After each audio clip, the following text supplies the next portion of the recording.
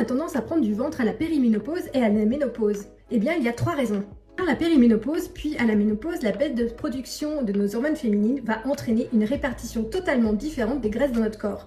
Jusqu'ici, c'était plutôt logé dans nos cuisses, dans nos fesses, et bien là, ça va venir au niveau de la graisse abdominale. Deuxième raison et deuxième phénomène qui arrive à l'approche de la ménopause, c'est l'augmentation de la production de graisse en profondeur.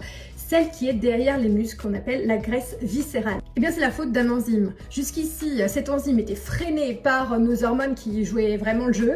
Eh bien, cette enzyme va favoriser l'accumulation de ces graisses. Troisième raison et troisième phénomène, eh bien, c'est la perte de masse musculaire qu'on constate chez les femmes à l'aube de la ménopause.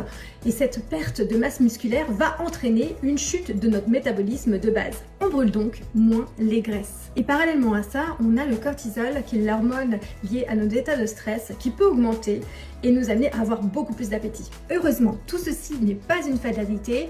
On peut, via une activité régulière et via l'ajustement de notre alimentation, lutter contre cette prise de ventre pendant notre périménopause et notre ménopause.